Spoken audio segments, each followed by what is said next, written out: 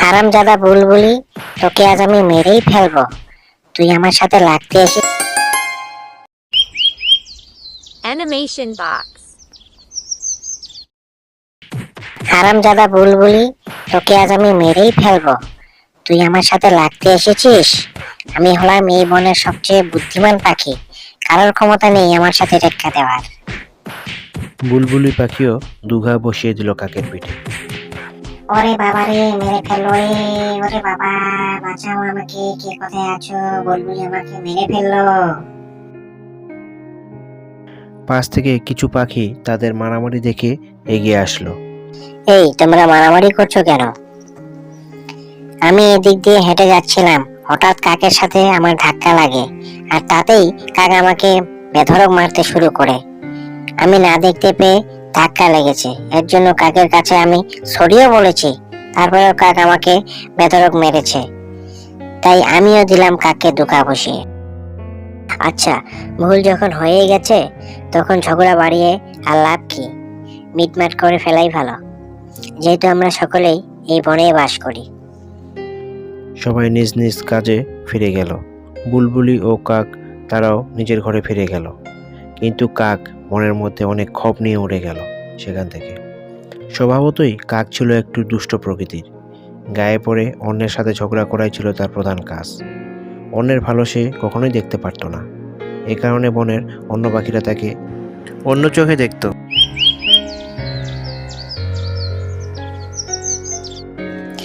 বাচ্চারা, দেখেছো আমাদের লাউ গাছে লাউ ধরেছে, কচি কচি লাউ।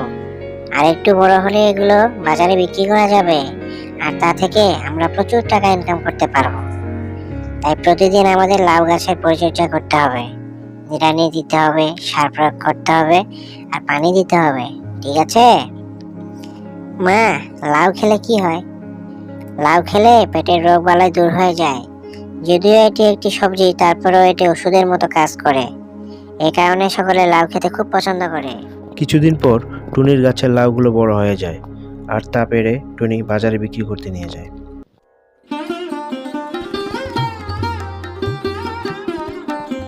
বাচ্চারা, তোমরা ঘরের আশেপাশে খেলা করো, আমি বাজারে লাউ বিক্রি করতে যাচ্ছি। ঠিক আছে মা। টুনির পাশেই ছিল কাকের কুমড়োর দোকান।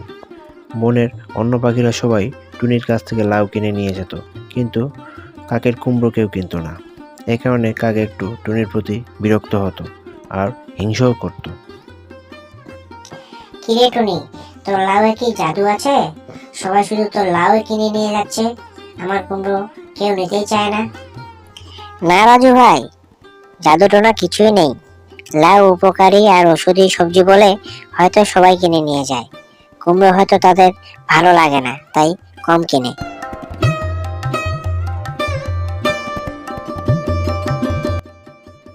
সন্ধ্যা হলে টুনি লাউ বিক্রি করে ঘরে ফিরে আসে। বাচ্চাদের জন্য সে কিছু ফলমূল কিনে আনে। এতে বাচ্চারা অনেক খুশি হয়। টুনি তার বাচ্চাদের খুব ভালোবাসে। বাচ্চাদের যাতে কষ্ট না হয় সেদিকে সে সবসময় খেয়াল রাখে। মা মা, জানো বুলবুলি আন্টি খুব অসুস্থ। তোমরা কি করে জানলে?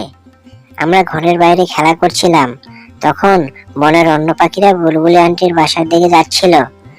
তারা নিজেদের মধ্যে বলাবলি করছিল যে বুলবুলি আন্টির পেটের অসুখ হয়েছে। এভাবে আমরা জানতে পারি। তাহলে তো কাল খোঁজ নিয়ে আসতে হয়, দেখে আসতে হয় কি হয়েছে বুলবুলির। তার তো এর আগেও এমন সমস্যা হয়েছিল মনে হয়। আচ্ছা ঠিক আছে বাচ্চারা, আজ ঘুমিয়ে পড়ো।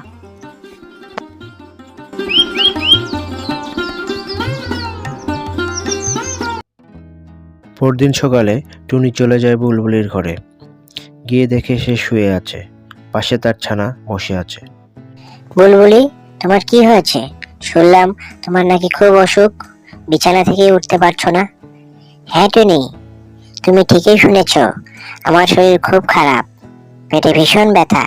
ডাক্তার বলেছে ওষুধ খেতে, আর সাথে প্রতিদিন লাউ সবজি খেতে বলেছে, তাহলে নাকি আমি সুস্থ হয়ে যাব। আমি প্রতিদিন লাউ কেনার টাকা কোথায় পাবো তুমি বলো টুনি? তুমি কোনো চিন্তা করো না বুলবুলি, যতদিন না সুস্থ হচ্ছ আমার বাগান থেকে লাউ এনে খেতে থাকো, আমার কোনো সমস্যা নেই। বনের সকল পাখির থেকে টুনি খুব পরোপকারী পাখি। অন্যের বিপদে কেউ এগিয়ে না আসলেও টুনি সবার বিপদে এগিয়ে আসে, তাই সকলে টুনিকে খুব পছন্দ করে।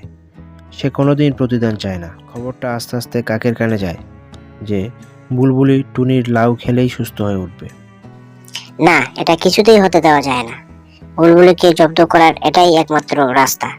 টুনির সব লাউ আমাকে আগেই পেরে নিতে হবে, যাতে বুলবুলি আর লাউ খেতে না পারে, তাহলে সে আর সুস্থ হতে পারবে না। কিছুদিন কেটে গেল। বুলবুলি টুনির লাউ খেয়ে সত্যি সত্যি সুস্থ হতে শুরু করলো। কথাটা কাকের কানে পৌঁছে গেল। কাক প্রতিশোধ নেওয়ার জন্য অস্থির হয়ে গেল। সে রাতেই কাক টুনির লাউ বাগানে হানা দিল। টুনি, তোমার কারণে আমার ব্যবসায় লাল বাতি জ্বলেছে। তোমার এই লাউয়ের কারণে আমার কুমড়ো কেউ নিতে চায় না, আর এই লাউ খেয়ে আমার শত্রু বুলবুলিকে তুমি সুস্থ করে তুলছো। আজ তোমার সব লাউ আমি পেরে নিয়ে যাব।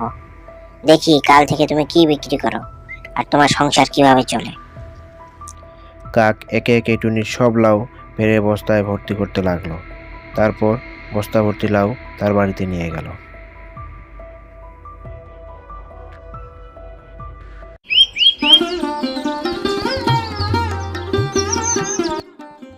বাচ্চারা, চলো লাউ পেরে আনি, বাজারে নিয়ে যেতে হবে বিক্রি করতে। অনেক বেলা হয়ে গেল। বাগানে গিয়ে টুনি দেখে তার কাছে একটি লাউও নেই, সব পেরে নিয়ে গেছে চোরে। টুনি বলল মহা চিন্তায়। এবার সংসার চলবে কি করে? আমরা খাবো কি, আর বাচ্চাদের লালন পালন করবো কিভাবে?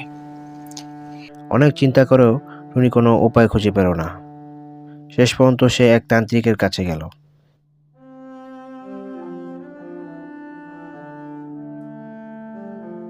সেখানে গিয়ে তার লাউ হারানোর কথা সব খুলে বলল।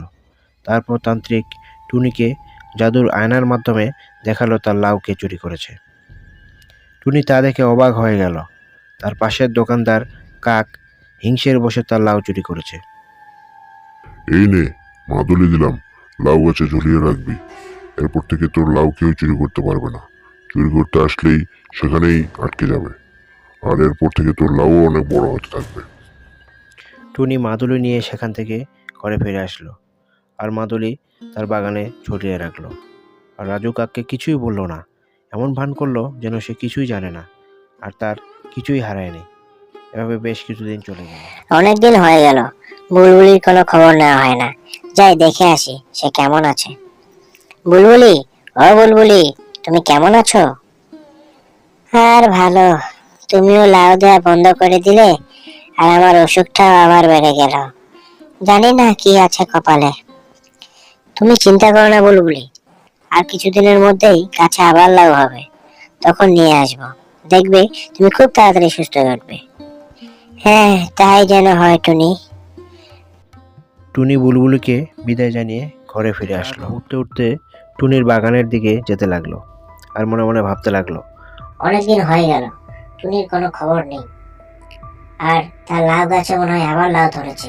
যাই দেখে আসি। কাক টুনির লাউ বাগানে এসে দেখে আগের চেয়ে অনেক বেশি লাউ ধরেছে, আর এবারের লাউগুলো অনেক বড়। সে আর দেরি না করে ঘরে ফিরে যায় আর বস্তা নিয়ে আসে, এসে লাউ পাড়তে শুরু করে। যখনই সে লাউ পাড়তে গেল অমনি সে আটকে গেল। অনেক চেষ্টা করেও নিজেকে ছোটাতে পারল না। এই কি দিন হলো? পেরিয়ে আমার পা রাত হয়ে চলছে গেল। না।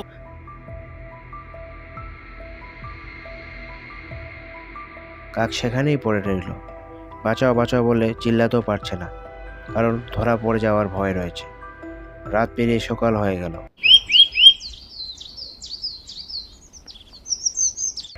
অনেক চেষ্টা করেও সে নিজেকে মুক্ত করতে পারল না। অবশেষে কাক সেখানেই মারা গেল।